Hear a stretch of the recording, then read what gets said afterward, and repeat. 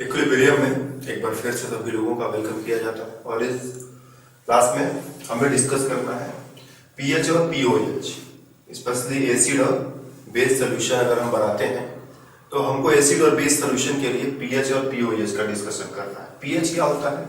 जैसे कोई एसिड है, मान लो HCl ही है, इसका डिसोसिएशन हम चाहे तो ऐसे भी लिख सकते हैं कि ये H+ और Cl- दे रहा है, या फिर इसका डिसोसिएशन हम चाहे तो ऐसे भी लिख सकते हैं कि HCl जो है पानी में जब जाएगा तो पानी को एक प्रोटॉन देगा जिससे Cl- और H3O+ बनेगा। करेक्ट। हम जानते हैं कि डिसोसिएशन दोनों तरह से लिख सकते हैं, चलेगा, कोई खास फर्क नहीं। तो हम पीएच के लिए फॉर्मूला बनाते हैं कि pH is equal to minus log concentration of H+ ion या H3O+ आयन, कुछ भी लिख सकते हो, चाहो तो H3O+ आयन लिख दो और चाहो तो H+ आयन लिख दो, चलेगा। ठीक है, या H+ आयन भी लिखा जा सकता है। तो कभी कभी बुक में देखोगे या H+ आयन लिखा होता है और कभी कभी देखोगे कि यहाँ पर H3O+ आयन लिखा होता है। इसी फॉर्मूले से हमें पीएच निकालना है। बस एक चीज का वैल्यू रखना है, इसको रखो, थोड़ा सा कैलकुलेट करो और पीएच चला आएगा। तो चलो एक कैलकुलेशन करते हैं। तो मान लिया कि मेरे पास एक सोल्यूशन है HCl का। इन HCl सोल्यूशन क्वेश्चन कुछ ऐसा है, 10⁻³ मोलर HCl है, इसका पीएच जो है पता लगाना है हमें। तो HCl को जब हम पानी में घोलेंगे तो HCl जो है पानी से रिएक्शन करेगा, पानी को अपना प्रोटॉन दे देगा, Cl- और H3O+ बनेगा। हम जानते हैं कि HCl एक स्ट्रॉन्ग एसिड है। स्ट्रॉन्ग एसिड मतलब कंप्लीट डिसोसिएशन करेगा। जितने भी HCl मॉलिक्यूल हैं सब के सब टूट जाएंगे। सब टूट जाएंगे तो इक्विलिब्रियम पर ऑलमोस्ट इसका कंसंट्रेशन बहुत कम होगा, मान लेंगे कि नहीं है। और जितना HCl है वो पूरी तरह से Cl- और H3O+ में कन्वर्ट हो गया है। तो इसका कंसंट्रेशन उतना ही होगा जितना इसका कंसंट्रेशन इनिशियली था, क्योंकि अगर इसका 100 मॉलिक्यूल डिकम्पोज होता है, 100 मॉलिक्यूल डिसोसिएट होगा, हमने 100 मॉलिक्यूल पानी में डाला, सबका सब डिसोसिएट हो गया, तो 100 आयन इसका बनेगा, 100 आयन ये वाला भी बनेगा। तो जितना कंसंट्रेशन इसका इनिशियली लेकर के चलेंगे, फाइनली हमको इन दोनों का कंसंट्रेशन उतना ही दिखाई पड़ेगा। तो 10⁻³ मोलर HCl को पानी में घोला है और कंप्लीट डिसोसिएशन को मान ले तो ये दोनों अंतिम में 0 हो जाएंगे और इसका कंसंट्रेशन हो जाएगा 10⁻³ मोलर और इसका कंसंट्रेशन हो जाएगा 10⁻³ मोलर। हमें इससे कोई मतलब है नहीं, हमें इसका यूज करना है, इसको यहाँ पर रखना है और कैलकुलेट करके आगे बढ़ना है। लेकिन एक चीज इसमें और है, हमने इसको पानी में घोला है, पानी का तो हमने ध्यान ही नहीं दिया अभी तो हमने सिर्फ HCl पर ध्यान दिया है। पानी आपस में जो है प्रोटॉन का लेन देन करता है। पानी का जो मॉलिक्यूल है, एक मॉलिक्यूल एसिड का काम, एक मॉलिक्यूल बेस का काम करेगा और दोनों जो है आपस में प्रोटॉन का लेन देन करते हैं। एक ने प्रोटॉन दिया वो H- बन गया, दूसरे ने प्रोटॉन ले लिया तो H3O+ बन गया। ठीक है, दो इक्विलिब्रियम, एक इक्विलिब्रियम HCl और H2O के बीच में, दूसरा इक्विलिब्रियम पानी के मॉलिक्यूल्स का आपस में। ठीक है, ये हो ना हो लेकिन ये हमेशा होता रहता है। अगर प्योर वाटर है तब भी ये काम चलता रहता है। प्योर वाटर में क्या होगा कि ये डिसोसिएशन चलेगा और 25 डिग्री सेल्सियस पर अगर हम कैलकुलेशन करें या पता करें तो हमें यह पता चलता है कि 25 डिग्री सेल्सियस पर प्योर वाटर में OH- का कंसंट्रेशन 10⁻⁻7 मोल पर लीटर और इसका कंसंट्रेशन भी 10⁻⁻7 मोल पर लीटर है। और प्योर वाटर के अंदर इन दोनों का जो प्रोडक्ट है उसको हम लिखते हैं KW। KW is equal to concentration of H3O+ into concentration of OH- is equal to 10⁻⁻7 into 10⁻⁻7। ये भी मोलर है, ये भी मोलर है, तो मोलर का स्क्वायर या मोल पर लीटर का स्क्वायर 10⁻⁻14 मोल पर लीटर स्क्वायर। ये है इन दोनों का प्रोडक्ट, गुणनफल। दोनों को मल्टीप्लाई किया, ये हमें प्रोडक्ट मिला। इसको बोलते हैं ionic product, ionic product of water. तो इसको थोड़ा ध्यान रखो क्योंकि इसका आगे हम बड़ा यूज करेंगे। ये वाटर का आयनिक प्रोडक्ट है जिसको हम ऐसे इतना करते हैं। और ये जो कैलकुलेशन हुआ है ये 25 डिग्री सेल्सियस पर। अगर टेम्परेचर बढ़ाएंगे तो पानी का मॉलिक्यूल थोड़ा और डिसोसिएट होगा, तो ये कंसंट्रेशन और ज्यादा हो जाएगा, लेकिन दोनों इक्वल रहेंगे। जब पानी प्योर स्टेट में रहेगा तो जितना H3O+ बनेगा उतना ही OH माइनस बनेगा। कुछ लोग इसको ऐसा भी लिखना पसंद करते हैं, H2O टूटा और H प्लस और OH माइनस बनाया और KW is equal to concentration of H plus and concentration of OH minus. तो हमारा फिर से वही कहना है कि पानी में जो है H प्लस तुरंत पानी के साथ मिलकर के H3O प्लस बना लेता है। तो तुम ऐसे लिखोगे ज्यादा बेटर है, ऐसे लिखोगे तब भी काम चलाऊ है ही। और इसमें भी वही बात है, इसका कंसंट्रेशन 10 टू द पावर -7, इसका concentration 10 to the power -7 multiply करोगे तो 10 टू द पावर -14, यहां से भी वही आएगा, लेकिन बेटर तरीका ये वाला होता है, ठीक है। और 25 डिग्री सेल्सियस पर वो जो है वैल्यू है। तो हम क्या कह रहे थे, टेम्परेचर, यस 25 डिग्री सेल्सियस पर जब प्योर वाटर होता है तो पानी में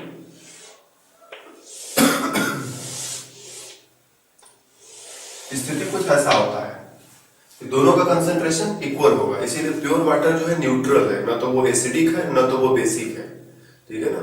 लेकिन जैसे ही हम उसमें एसिड या बेस मिलाते हैं ये बैलेंस अब गड़बड़ होने लगता है, ये बैलेंस गड़बड़ होने लगता है। अगर एसिड मिलाएंगे तो इसका कंसंट्रेशन बढ़ने लगेगा, बेस मिलाएंगे तो बेस जो है OH माइनस आयन प्रोड्यूस कर सकता है, अगर OH माइनस आयन पानी में जाकर प्रोड्यूस करेगा तो इसका कंसंट्रेशन बढ़ने लगेगा, ठीक है।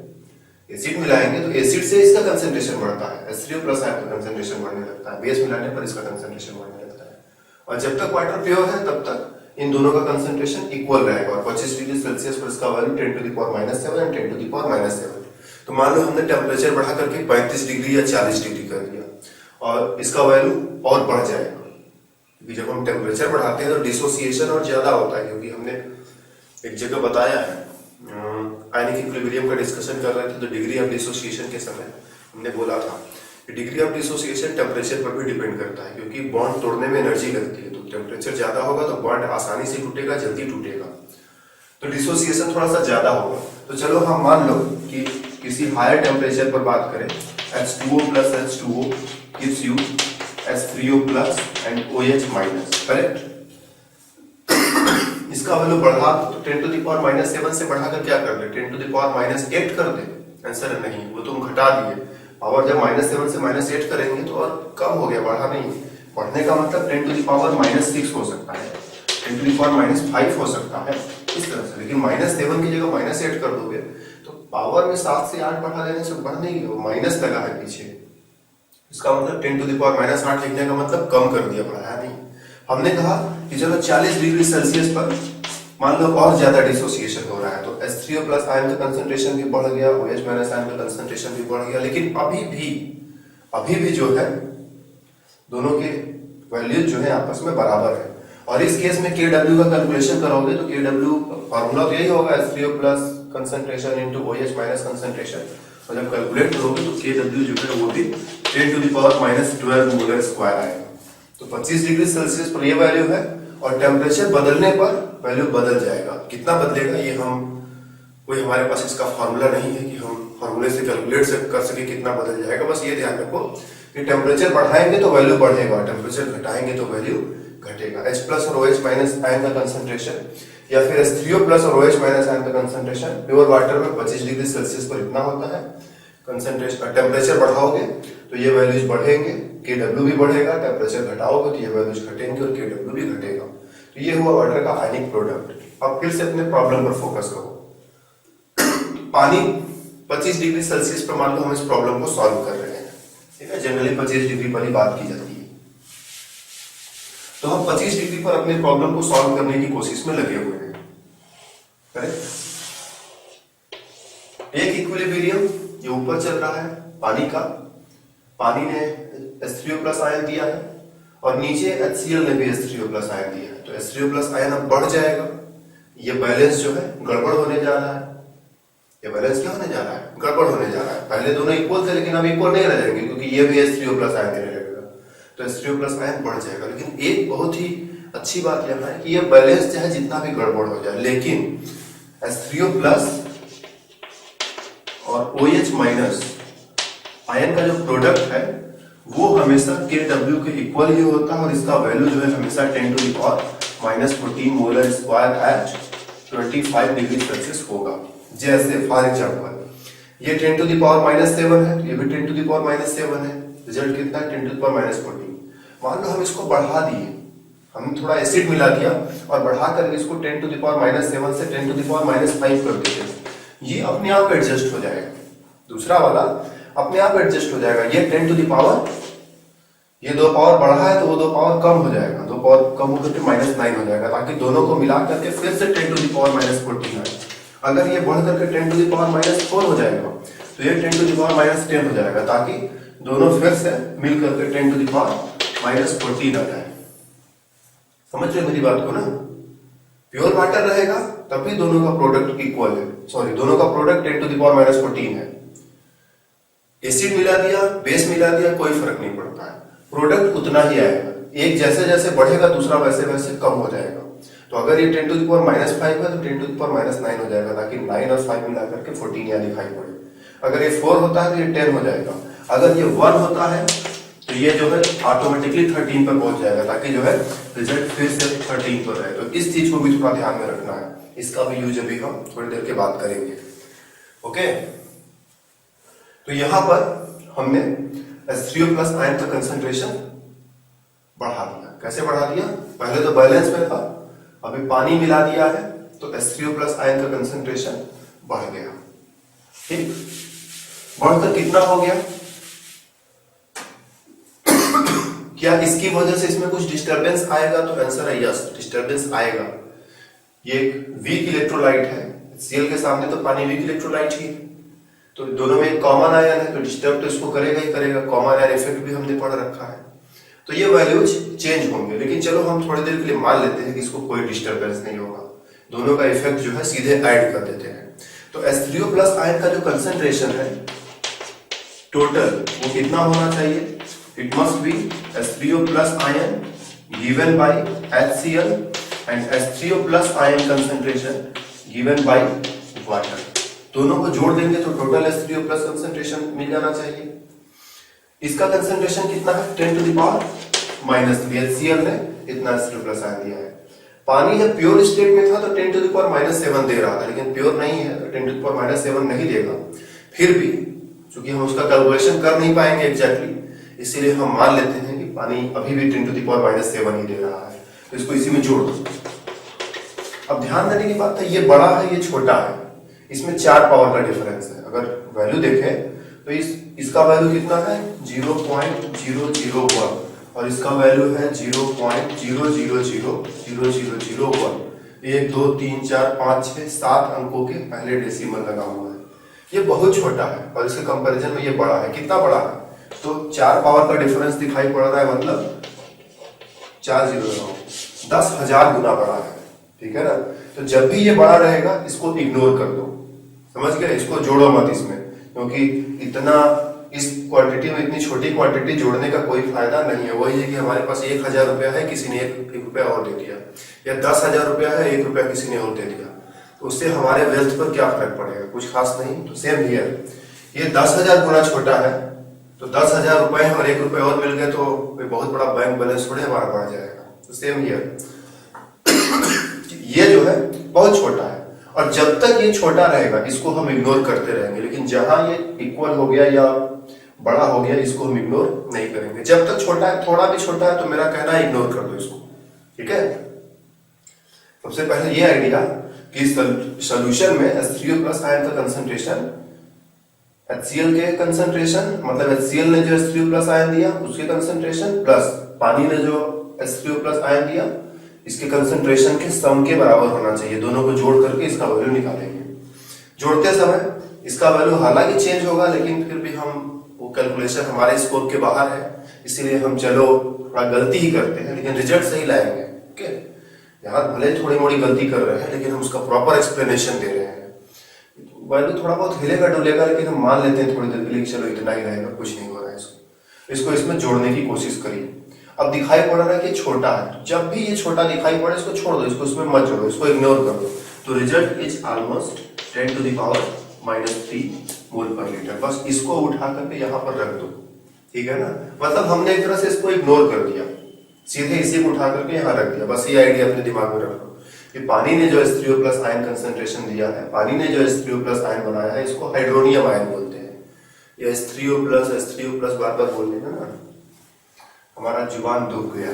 इसको हाइड्रोनियम आयन बोलते हैं। तो पानी ने जो हाइड्रोनियम आयन दिया है उसका कंसंट्रेशन बहुत कम है, H3O+ ने जो हाइड्रोनियम आयन दिया है उसका कंसंट्रेशन ज्यादा है। तो हम ये सीधे इसका कंसंट्रेशन यहाँ पर ले रहे और इसका कंसंट्रेशन इग्नोर करते हैं तो चलेगा, लेकिन इसको कब तक इग्नोर करेंगे? जब तक ये छोटा है।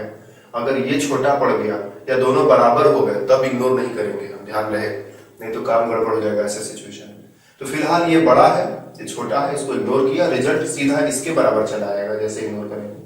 अब इसको यहाँ पर रखो और कैलकुलेट करो कि पीएच क्या होगा। इस इक्विलिब्रियम को ध्यान में रखना है और H3O+ आयन का कंसंट्रेशन निकाल लेना है। अब यहाँ पर रखो तो ये हो जाएगा it is equal to minus log 10 to the power -3। इस लॉग का एक बेस होता है, लॉग का बेस यहाँ पर है 10, और जब लॉग का बेस 10 होता है तो एक फॉर्मूला चलता है लॉग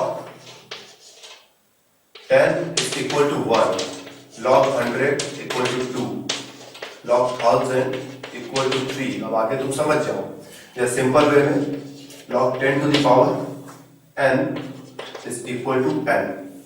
तो log 10 to the power -3 का वैल्यू -3 हो जाएगा। तो हम क्या लिखेंगे, एक माइनस पहले से लगा है और -3 और आ गया, तो क्या हो जाएगा, क्या हो जाएगा, ये हो जाएगा +3। या फिर इसको हम दूसरे तरह से भी देख सकते हैं थोड़ा सा, कि हमको दूसरे तीसरे तरीके की कोई जरूरत नहीं है, हम इसी से अपना काम चलाएंगे। 10 to the power -3 का value log 10 to the power -3, इसका वैल्यू जो है -3 होगा। Simple formula log 10 to the power 1 is equal to 1, log 10 to the power 2 is equal to 2, log 10 to the power 3 equal to 3, log 10 to the power n equal to n, log 10 to the power -3 equal to -3, -3 के साथ एक और minus लगा दिया, +3 हो गया।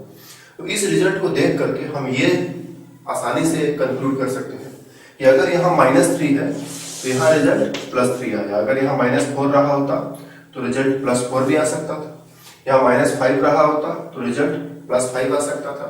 तो ये लॉग का वैल्यू हम एक बार कैलकुलेट कर दिए।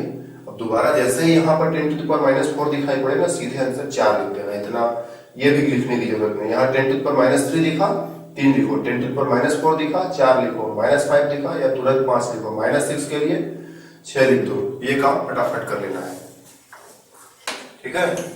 और थोड़ा सा बात हम लॉग ये पीएच स्केल की करेंगे अब, कि पीएच जो है इसका वैल्यू 0 से लेकर 14 तक के स्केल पर रखा जाता है।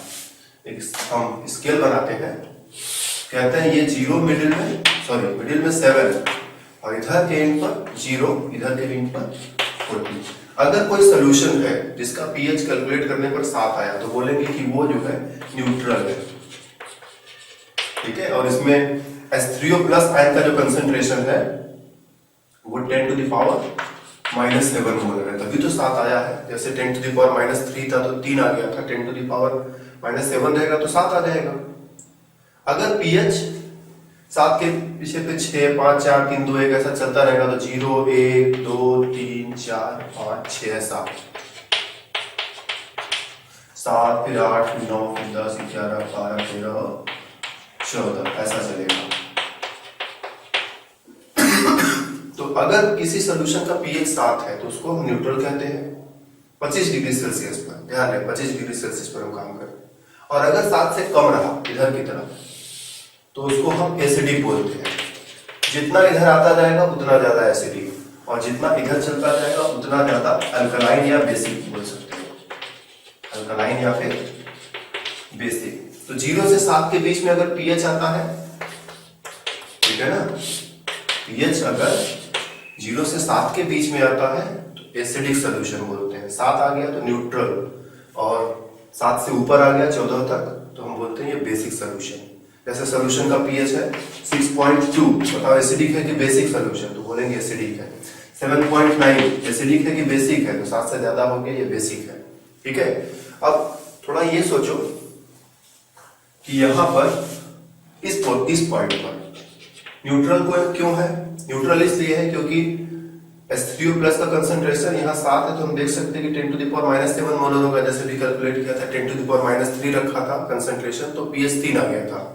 तो अगर pH 3 है तो कंसंट्रेशन भी 10 to the power -3 होगा।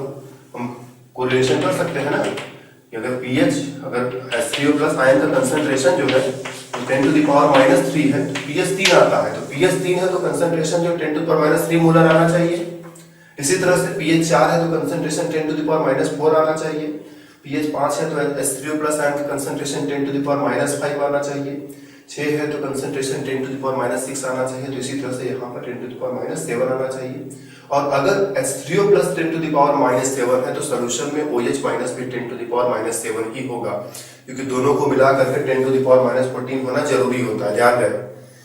अगर ये 10 टू द पावर -7 है H3O प्लस, तो OH माइनस भी इतना ही होगा, क्योंकि दोनों को मिलाने पर इतना होना चाहिए। इसीलिए सोल्यूशन न्यूट्रल है, क्योंकि जितना H3O प्लस है उतना ही OH माइनस है। इस पॉइंट पर क्या है कि H3O प्लस का कंसंट्रेशन 10 टू द पावर -3 है, तो OH माइनस डेफिनेटली इस तरह से चुनना होगा ताकि 14 हो जाए, तो OH माइनस होगा 10 टू द पावर -11 में। ये कम है, ये ज्यादा है, तो जब H3O प्लस ज्यादा रहेगा तो सोल्यूशन एसिडिक होता है। अगर हम किसी इधर के पॉइंट पर चुने तो H3O प्लस का कंसंट्रेशन जो है 10 टू द पावर -11 मोलर, तो OH माइनस का कंसंट्रेशन जो है 10 टू द पावर -3 मोलर होगा। समझ रहे हो? OH माइनस का कंसंट्रेशन जो है 10 टू द पावर -3 मोलर होगा। इस तरह से होगा कि दोनों को मिलाने पर 10 टू द पावर -14 आ जाए, दोनों को मल्टीप्लाई कर दे तो इतना आ जाए। तो इस बार ये ज्यादा है, ये कम है। इस पॉइंट पर दोनों बराबर थे, H3O प्लस और OH माइनस बराबर थे। इस पॉइंट पर सोल्यूशन न्यूट्रल है। इधर की तरफ H3O प्लस आयन का कंसंट्रेशन ज्यादा है, OH माइनस का कंसंट्रेशन कम है। इधर की तरफ OH माइनस का कंसंट्रेशन ज्यादा है और H3O प्लस का कंसंट्रेशन कम है। तो OH माइनस ज्यादा है तो बेसिक, H3O प्लस ज्यादा है तो एसिडिक, जहां दोनों बराबर है वो न्यूट्रल। और जैसे pH होता है वैसे ही pOH भी होता है, ठीक है ना? क्योंकि इस सोल्यूशन में यहां पर जैसे हम इस पॉइंट पर है तो इसका H3O प्लस कंसंट्रेशन कितना है 10 टू द पावर -3, तो डेफिनेटली OH माइनस कंसंट्रेशन वो 10 टू द पावर -11 हो जाएगा। तो हम जैसे pH निकाल रहे हैं, pH के लिए फॉर्मूला है कि pH is equal to minus log concentration of H3O plus, वैसे ही फॉर्मूला होता है POH is equal to minus log concentration of OH minus. तो अगर हम pH का वैल्यू यहां से निकालेंगे तो यहां रखेंगे minus log 10 to the power -3, solve करेंगे तो 3 आ गया, +3। और यहां पर OH माइनस के लिए POH कैलकुलेट करें तो minus log 10 to the power -11 is equal to 11। तो pH 3 है और POH 11 है। तो pH POH इस तरह से होते हैं कि pH प्लस POH, ठीक है, pH प्लस POH बराबर 14। ये एक और कंक्लूजन, इन दोनों का product 10 to the power -14, pH plus POH 14 है। अगर ये 3 है तो ये 11 होगा, ये 2 है तो ये 12 होगा, ये 10 है तो ये 4 होगा, ये 7 है तो ये भी 7 होगा। मतलब इस तरह से होगा कि दोनों को मिलाने पर 14 हो जाए, ठीक है ना? ये 1 है तो ये 13 होगा। मतलब कुल मिला के दोनों का टोटल जो है 14 होना चाहिए। ये भी ध्यान में रखना है।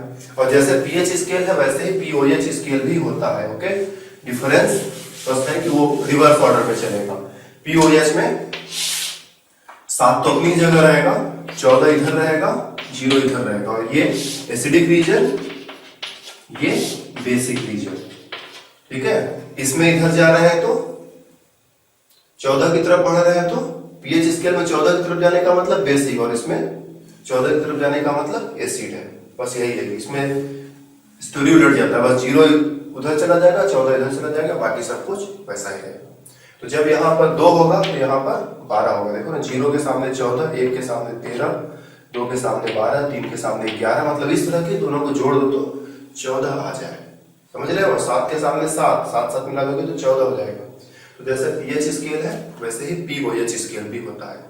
और किसी सोल्यूशन का pH के साथ साथ POH भी निकाला जा सकता है, क्योंकि सोल्यूशन में अकेले H3O प्लस आयन कभी नहीं होता है, इसके साथ ये भी होगा। और दोनों इस तरह से होते हैं कि दोनों का मल्टीप्लाई कर दो तो इतना आएगा ही आएगा। तो अगर दोनों है तो जाहिर सी बात है हम दोनों का कैलकुलेशन भी कर सकते हैं, चाहे सोल्यूशन एसिड है चाहे सोल्यूशन बेस का है, हम उसका pH भी निकाल सकते हैं, हम उसका POH भी निकाल सकते हैं।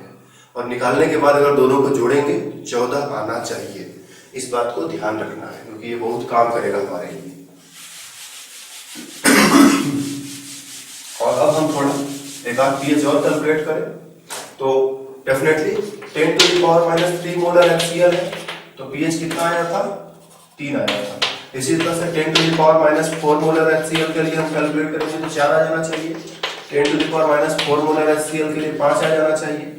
हम इसमें पानी वाला जोड़ रहे हैं, लेकिन वो छोटा है इसलिए उसको इग्नोर भी कर दे रहे हैं, जोड़ने के साथ साथ इग्नोर कर दे रहे हैं कि इस HCl जो है जब पानी में घुलेगा तो क्या देगा कि HCl plus H2O which gives you H3O plus and Cl minus and H2O plus H2O gives you H3O plus and OH minus। दो इक्विलिब्रियम एक साथ है, ठीक है ना। और इसका वैल्यू हम फिक्स्ड कर दे रहे हैं 10⁻⁻⁷ पर पानी वाले को।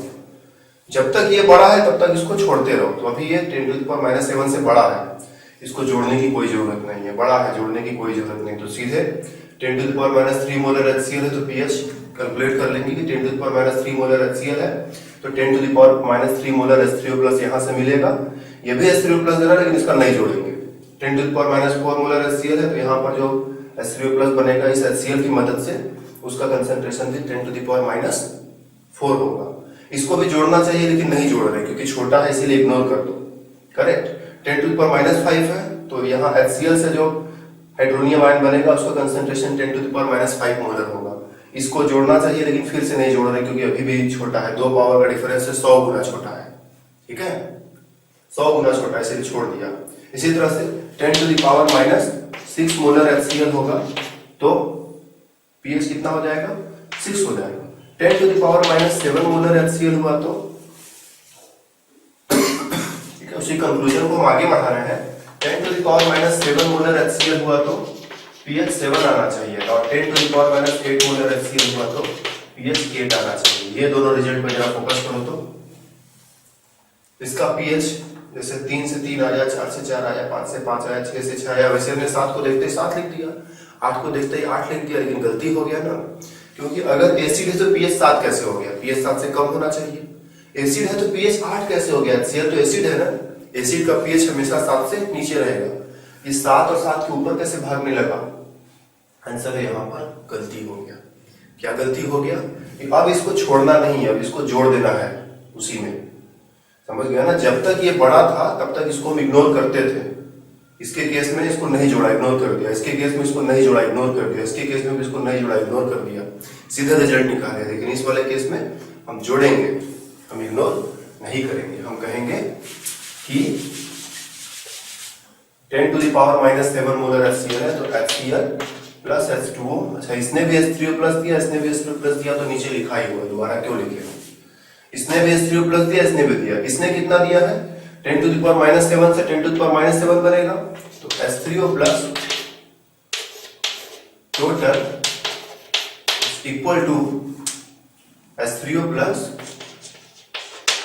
Given by HCl plus H3O plus given by water. H3O plus ने भी 10⁻⁷ दिया, पानी ने भी 10⁻⁷ दिया, दोनों को मिला लेंगे तो 2 × 10⁻⁷ हो गया। अब इससे pH निकालेंगे और जब इससे pH निकालेंगे तो रिजल्ट कुछ और आएगा। क्या आएगा रिजल्ट? रिजल्ट क्या आएगा? कहाँ करते हैं, ठीक है, रिजल्ट क्या आएगा? रिजल्ट आएगा pH is equal to minus log H3O plus. Correct. अब इस H3O प्लस की जगह ये वैल्यू जो कैलकुलेट किया वहां रखो। ध्यान से देखो कि दोनों को हमने मिला दिया है, पानी वाले को, पानी से जो हाइड्रोनियम आयन मिला उसको और HCl से जो हाइड्रोनियम आयन मिला उसको, दोनों को मिला करके इतना रिजल्ट आया और उसको वहां लिख देंगे, कैलकुलेट करेंगे 2 × 10⁻⁷।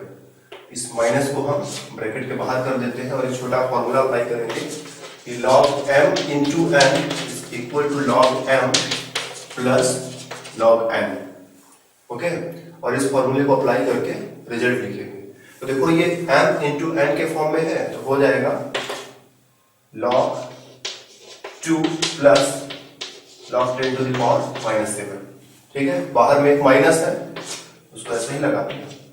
अब क्या करो, इस माइनस को अंदर मल्टीप्लाई कर दो, ठीक है, तो ये हो जाएगा माइनस log 2 और ये हो जाएगा minus log 10 to the power -7।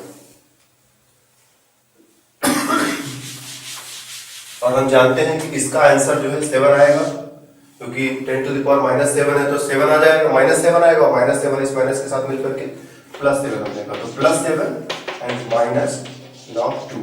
तो इसको ऐसे लिख सकते हैं 7 माइनस log 2, इसको इधर कर दिया, उसको उधर कर दिया।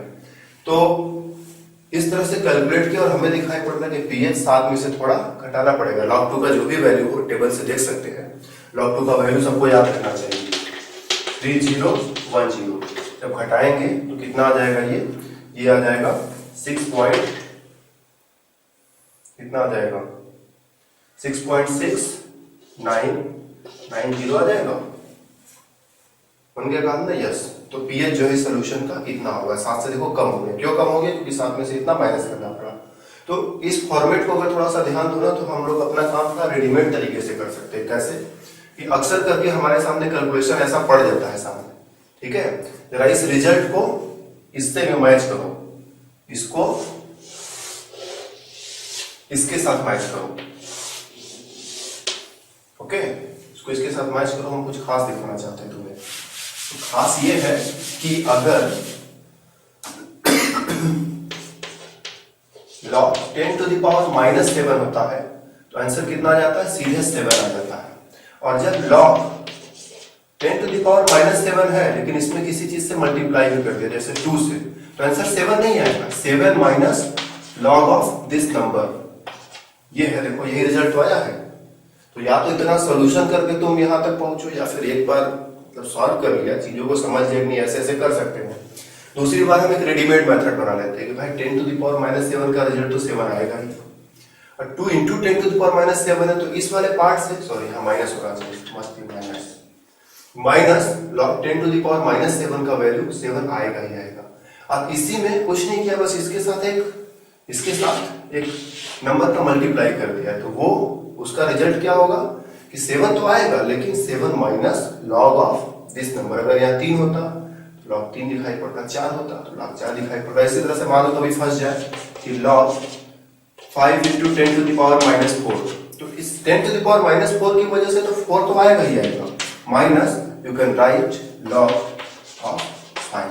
तो 4 में से इसका वैल्यू घटा दो, log 5 का वैल्यू टेबल में से देखेंगे, ये नहीं सबको याद रह सकता, ठीक है। log 2 का याद रहना चाहिए क्योंकि बड़ा कॉमन है, लेकिन log 5 भी सबको याद रहे हम ये एक्सपेक्ट नहीं करते। इसके लिए टेबल मिलना चाहिए।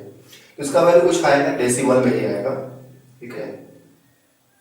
इसका वैल्यू कुछ आएगा 0.5 या 0.6 के आसपास, जो भी आए इसका वैल्यू आएगा, उसको हम यूज करके यहाँ से माइनस करेंगे, 4 में से थोड़ा सा घटाएंगे तो 3 पॉइंट समथिंग आंसर जो है हमारे पास चला आएगा। तो ये मेथड है।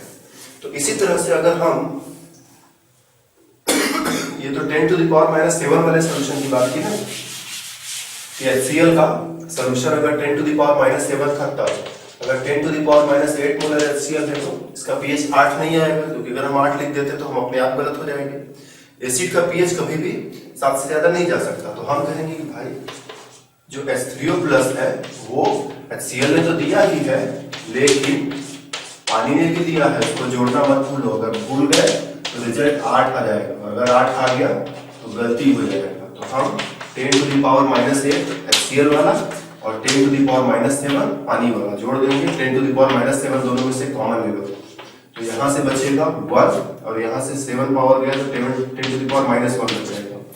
10 टू द पावर -1 का वैल्यू होता है 0.1, तो इसको लिख दो 0.1 + 1 इंटू 10 टू द पावर -7, और इसको सॉल्व करोगे तो ये हो जाएगा, कितना हो जाएगा, ये 1 और 0.1 को ऐड कर दो तो ये रिजल्ट आ जाएगा तुम्हारा 1.1 इंटू 10 टू द पावर -7। और अब इससे जब pH निकालोगे तो pH कितना आएगा? अगर ये वाला पार्ट इसके साथ नहीं चिपका होता तो pH 7 आ जाता, सिर्फ इसकी मदद से कैलकुलेट करते तो pH 7 आ जाता, लेकिन इसकी वजह से थोड़ा कम आएगा। कितना आएगा? pH आएगा 7 माइनस log 1.1। log 1.1 का वैल्यू जो भी होगा टेबल से देख करके यहाँ रख देंगे, माइनस करेंगे तो 7 माइनस समथिंग मतलब कुछ 6.9 करके ऐसा ही वैल्यू हमारे सामने दिखाई पड़ेगा। इस केस में pH जो है 6.9 आएगा, ठीक है। तो पूछा जाता है कि इसका पीएच बताओ, और सब लोग जो है तुरंत 8 लिख करके चले जाते हैं और वही जगह सब गलत, क्योंकि HCl का पीएच 8 नहीं हो सकता। तो हम लिखते हैं 7 से थोड़ा सा नीचे।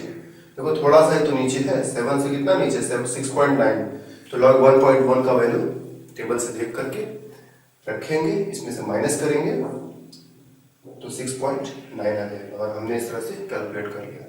तो ये ध्यान देना है कि अगर हमारा HCl जैसा एसिड हो हमारे पास, ठीक है ना, अगर हमारे पास HCl जैसा एसिड है तो हम कैलकुलेशन कैसे करते हैं।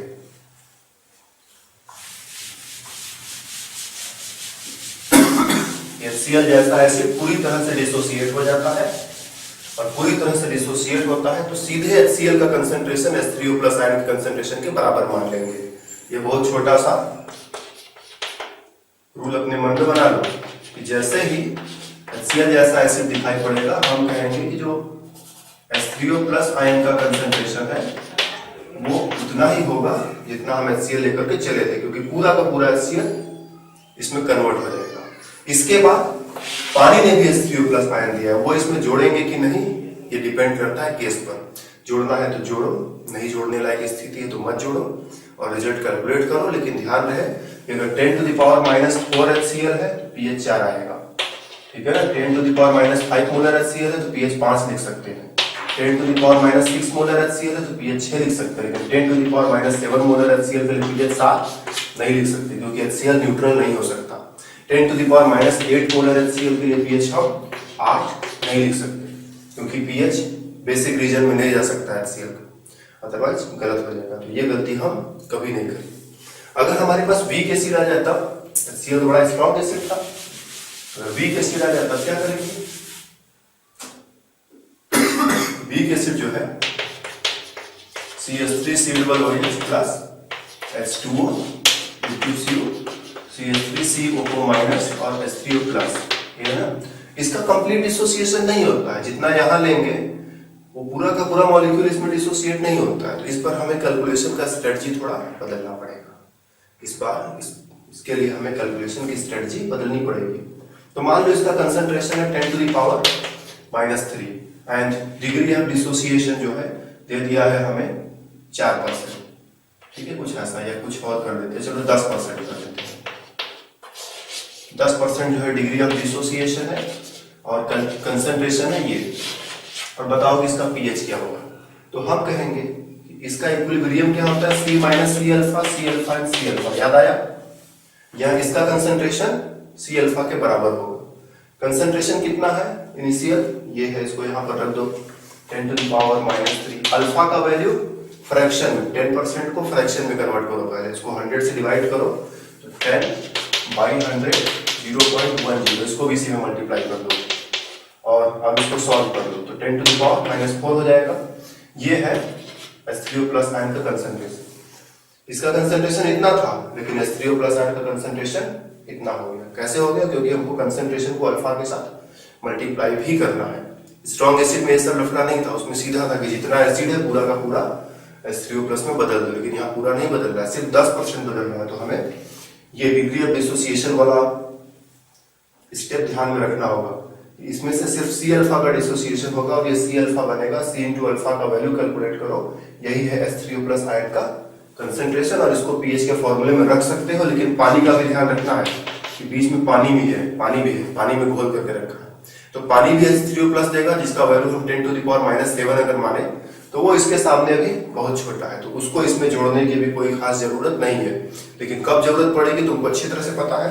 तो फिलहाल पीएच जो है minus log 10 to the power minus log H3O plus ion concentration, this is equal to minus log 10 to the power -4, which is equal to 4।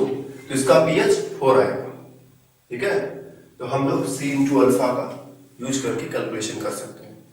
कभी कभी अल्फा ना देकर के Ka का वैल्यू दे दिया जाता है, उससे भी हम कैलकुलेशन कर सकते हैं। जैसे मान लो हमारे पास एक और सिचुएशन है कि CH3COOH है, ठीक, पानी में डाला, इसको डिसोसिएट हुआ तो CH3CO माइनस और H3O प्लस बनेगा। करेक्ट, इक्विलिब्रियम तो वही है, खास नया है ना इसमें। हमें दे दिया है कि एसिटिक एसिड का जो कंसंट्रेशन है 10 टू द पावर -5 मोलर है और Ka का वैल्यू जो है इसको -3 कर देते हैं। Ka का वैल्यू जो है 10 टू द पावर -5, दो वैल्यूज हमें दे दिए हैं। डिग्री ऑफ डिसोसिएशन नहीं दिया है, हमें Ka दिया है, करेक्ट। डिग्री ऑफ डिसोसिएशन नहीं दिया, Ka दिया है। तो हम जानते हैं कि भाई C में से C अल्फा जाएगा, C अल्फा तो बनेगा, लेकिन अल्फा का तो पता ही नहीं है। तो हम लोग अल्फा का वैल्यू तो जानते हैं ना कि अल्फा जो है वो रूट ओवर कंसंट्रेशन पर डिपेंड करता है, और इसका फॉर्मूला हम लोग डिराइव किए थे। ये अल्फा का ये फॉर्मूला डिराइव किए थे, याद है कि अल्फा का जो वैल्यू है 1/कंसंट्रेशन के स्क्वायर रूट पर डिपेंड करता है, और ये फॉर्मूला अल्फा का यहाँ पर रख दो तो ये हो जाएगा C इंटू अल्फा की जगह रूट ओवर Ka/C। इस C को अंदर भेज दो, जब बाहर दो बार होता है तो सॉरी अंदर दो बार होता है तो बाहर एक बार आता है, और बाहर एक बार है तो अंदर जाके दो बार हो जाएगा। तो ये हो गया C का स्क्वायर, एक C से एक C कैंसिल, तो ये हो गया Ka into C with in the root. तो H3O प्लस आयन का कंसंट्रेशन इतना हो गया, उसको कैलकुलेट करो। तो H3O plus ion concentration is equal to Ka into C। Ka का वैल्यू है ये 10 टू द पावर -3, C का वैल्यू सॉरी Ka का वैल्यू ये है 10 टू द पावर -5, कंसंट्रेशन का वैल्यू है 10 to the power -3, square root में बन गया, 5 और 3 मिलाकर 8 हो गया, स्क्वायर रूट निकाल दिया तो 10 टू द पावर -4। ये है H3O प्लस आयन कंसंट्रेशन। ये कहां से आया है? इस एसिड ने दिया है। पानी भी देगा, पानी जो H3O प्लस आयन देगा उसको भी जोड़ने की जरूरत पड़ सकती है, फिलहाल तो यहाँ नहीं पड़ेगी क्योंकि अपने आप में काफी बड़ा वैल्यू है। पानी बहुत थोड़ा सा H3O प्लस आयन देगा जिसको इसमें जोड़ने की कोई जरूरत नहीं, ठीक है, जिसको इसमें जोड़ने की कोई जरूरत नहीं है। तो पानी वाला नहीं जोड़ेंगे, सीधे इसी से कैलकुलेट कर लेंगे, पीएच आ जाएगा 4। तो इस तरह से स्ट्रॉन्ग एसिड के केस में हम डायरेक्ट काम कर लेते हैं, एसिड टूटा और पूरी तरह से H3O प्लस में बदल गया। और वीक एसिड के केस में हमें degree of dissociation alpha alpha लगा करके या तो हम ऐसे कैलकुलेट करते हैं, ठीक है, या फिर हम ऐसे कैलकुलेट करते हैं। ये दो स्टेप बिल्कुल याद रखना है, ठीक है। इन दोनों तरह से हम पीएच का कैलकुलेशन कर सकते हैं। स्ट्रॉन्ग एसिड रहेगा तो डायरेक्ट, वीक एसिड रहेगा तो C अल्फा को बीच में लाते हुए सही तरह से कैलकुलेशन को परफॉर्म करेंगे, कोई गलती नहीं करेंगे। केवल एसिड का नहीं, बेस का भी पीएच निकाला जा सकता है। एसिड का पीएच पीओएच दोनों निकाल सकते हैं। जैसे इसका पीएच निकालेंगे, कैलकुलेट तो हमने किया नहीं, तुम जानते हो कि कैलकुलेट करेंगे तो 4 ही आएगा। पीएच 4 आ गया है, पीओएच जो है 10 होगा। हमें पीओएच का कैलकुलेशन भी करने की जरूरत नहीं, हम जानते हैं कि पीएच पीओएच मिलाकर 14 होता है। तो पीएच 4 है तो पीओएच जो है 10 हो जाएगा। तो हम एसिड के केस में पीएच तो निकाल सकते हैं लेकिन पीओएच भी निकाल सकते हैं, और ध्यान दें कि दोनों को मिलाने पर 14 होता है। इसी तरह से अगर मान लो कि बेस मिल जाए, बेस का पीएच या पीओएच निकालना है तो बेस को बेस की तरफ से हैंडल करो, ठीक है ना। बेस को बेस की तरह से, सपोज मेरे पास NaOH है, 10 to the power -3 molar NaOH है। पानी में घोलेंगे तो ये एक स्ट्रॉन्ग बेस है, पानी में घुलेगा तो Na प्लस और OH माइनस देगा, पूरी तरह से डिसोसिएट हो गया। तो जितना कंसंट्रेशन इसका था वो खत्म हो गया, इसका एक एक मॉलिक्यूल खत्म हो जाएगा, एक भी मॉलिक्यूल नहीं बचेगा, सब आयन में कन्वर्ट हो गए। तो इसका concentration 10 to the power -3 molar. साथ ही साथ इसमें भी फोकस करना है कि यहाँ पे पानी वाला इक्विलिब्रियम मौजूद है, कि पानी जो है वो भी आपस में रिएक्शन करके H3O प्लस और OH माइनस बना रहा है, जिसका वैल्यू हम 10 टू द पावर -7 मोलर रख सकते हैं। तो OH माइनस जो है वो कंसंट्रेशन वो लगभग डायरेक्टली इसके बराबर होगा, क्योंकि इसको इसमें जोड़ने का फिर से कोई फायदा नहीं है, बहुत छोटा है, अभी 10,000 गुना छोटा है। तो OH minus concentration almost 10 to the power -3 के इक्वल होगा, और POH is equal to minus log OH minus concentration is equal to minus log 10 to the power -3 is equal to 3। तो जैसे pH कैलकुलेट किया तो वैसे ही POH कैलकुलेट कर सकते हैं। और अगर POH का पता चल गया तो pH अपने आप पता चल जाएगा, क्योंकि अगर ये 3 दिखाई पड़ रहा है तो उसको 11 होना पड़ेगा, 11 और 3 मिला करके 14 हो जाना चाहिए। तो स्ट्रॉन्ग बेस है तो इस तरह से काम कर लिया। वीक बेस है तो डिग्री ऑफ डिसोसिएशन को भी बीच में लाएंगे। जैसे मान लो हमारे पास वीक बेस के तौर पर NH4OH या अमोनिया जैसा कुछ आ गया, या अमोनिया दे दिया, अमोनिया पानी में मिला दिया है, तो अमोनिया वीक बेस है, तो पानी के साथ रिएक्शन करेगा तो पानी से H+ लेगा तो हो गया NH4 प्लस और OH माइनस, ओके। लेकिन ये वीक बेस है और इसमें फिर से वही बात होगी कि C minus C alpha and C alpha कुछ इस तरह का। और हमें डिग्री ऑफ डिसोसिएशन यहाँ चाहिए कि इसका डिग्री ऑफ डिसोसिएशन क्या है। तो अल्फा का वैल्यू रखेंगे, C का वैल्यू रखेंगे, या फिर इस तरह से भी कैलकुलेट कर सकते हैं। तो स्ट्रॉन्ग बेस की केस में हम डायरेक्ट कैलकुलेशन कर सकते हैं, वीक बेस की केस में हम जैसे यहाँ पर वीक एसिड में C अल्फा का यूज किए थे, यहाँ भी C अल्फा का यूज करते हुए कैलकुलेशन करेंगे। स्ट्रॉन्ग एसिड में जैसे हमने ध्यान रखा था कि H3O प्लस आयन को एक लिमिट के बाद हमें जोड़ना ही पड़ता है, ठीक है ना। तो यहाँ भी ध्यान रखेंगे कि एक लिमिट के बाद पानी ने जो OH माइनस आयन दिया है उसको भी जोड़ना पड़ेगा, नहीं जोड़ेंगे तो इसमें रिजल्ट जो है उल्टा सीधा हमें लगेगा। हम बेस का पीएच निकालेंगे और आंसर आएगा 6, तो बेस का पीएच अगर कभी 6 आ जाए तो समझ लेना कि तुमने गलती किया कि जैसे एसिड का पीएच 8 आया था तो जो गलती हुई थी वही गलती करने पर बेस का पीएच 6 भी आ सकता है। बेस का पीएच 6 नहीं होना चाहिए क्योंकि बेस का पीएच हमेशा 7 से ऊपर जाता है।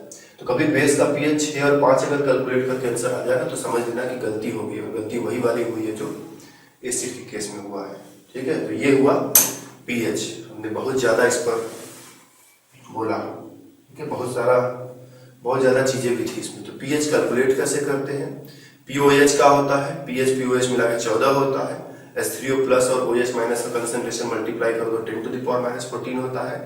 और भी बहुत कुछ था, सब अपना फिर से रिपीट कर लेना। फिर मिलेंगे हम अगले क्लास में।